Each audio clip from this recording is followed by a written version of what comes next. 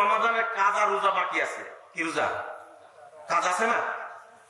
শাওয়াল মাসে আগে কাজাটা করবে না শাওয়ালটা করবে? উত্তরটা যেটা জানেন ওটা উত্তর দেবে। আগে শাওয়াল করবে, তাই না? তারপরে কি কাজা করবে। এই ফতোয়া সঠিক না। আমি আবারও বলছি, এই ফতোয়া সঠিক না। কেন? বুঝেন, দলিল এই কথা দিয়ে আমিও দলিল দিয়েছি। 1950 নম্বর হাদিস সহিহ বুখারীর মধ্যে এসেছে, আপনারা বুঝবেন কথাটা। সেটা হলো মা আয়েশা রাদিয়াল্লাহু আনহা বলছেন যে আল্লাহ রাসূলের মৃত্যু পর্যন্ত আমি রমাদানের কাজা সিয়াম গুলো শাবান মাস ছাড়া আদায় করতে পারতাম না। অনুবাদটা বুঝেছেন তো, তাই না? তাহলে বোঝা গেল হাদিস থেকে মা আয়েশা রাদিয়াল্লাহু আনহা তিনি যেহেতু কাজা সিয়াম গুলো করেছেন কোন মাসে? ওই শাবান মাসে, পরের বছরে কি শাবান মাসে। সুতরাং কাজা সিয়ামটা রেখে দিয়ে শাওয়ালের সিয়ামটা করা যাবে। বুঝা গেল না? অথচ এই হাদিসের অর্থ এটা না। এইটা আপনি যেভাবে বুঝেছেন সাহাবীরা এটা বুঝেন নি। আসলে অর্থটা কি? প্রথম কথা 1164 নম্বর হাদিস, হাদিসটাকে বোঝেন। আল্লাহ রাসূল বলছেন মান সামা রমাদানা ওয়া আতবাহু সিত্তাম মিন শাওয়াল, যে ব্যক্তি রমাদানের সিয়াম পালন করলো তার পিছে পিছে কি শাওয়ালের 6টা করলো, কানা কাসিয়ামিদ দাহর, সেজন্য পুরো বছর সিয়াম রাখলো। আপনার কি রমাদানের সিয়াম পূর্ণ হয়েছে?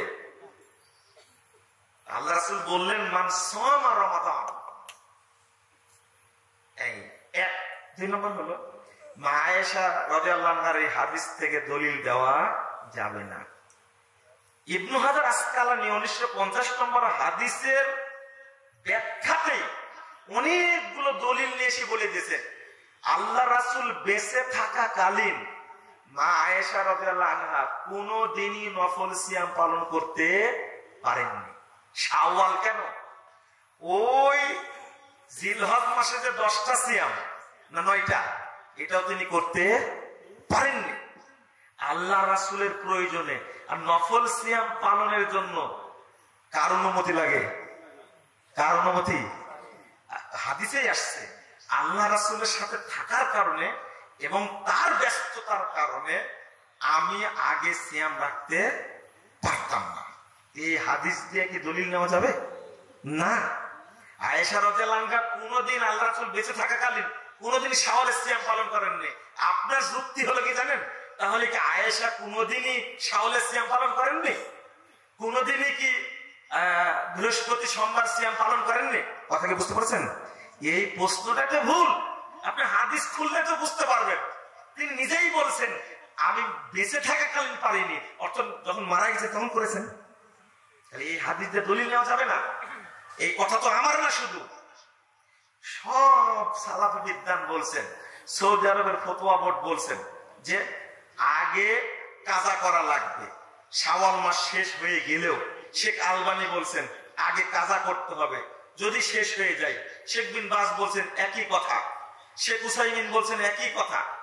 আমার জানা নাই, শুধু সৌদি আরবের ফতোয়া বোর্ড বলছে যে কেউ যদি শাওয়ালেরটা আগে করে আর যদি পরে কাজাটা করে তাহলে গুনাহগার হবে না, তবে শাওয়ালের সিয়ামের সে নেকি পাবে না। আমরা কিসের জন্য করি? নেকির জন্যই তো করি। তাহলে হাদিসটা বুঝতে হবে কাদের মতো করে? আজকে বুঝবেন কেন? আজ থেকে 800 বছর পূর্বে এই আলোচনাগুলো করেছেন ইবনে হাজার আসকালানী রাহিমাহুল্লাহ এবং দলিল পেশ করেছেন যে আয়েশা রাদিয়াল্লাহু আনহা আল্লাহ রাসূলের কারণে নফল সিয়ামটা পালন করতে পারতেন না। যখন একটানা শাবানের সিয়াম আল্লাহ রাসূল করতেন, ওই ফাঁকে তখন কি করতেন? তিনি কাজা সিয়ামটা করতেন। বুঝাতে পারলাম কি? আল্লাহ যেন বোঝার তৌফিক দান করেন।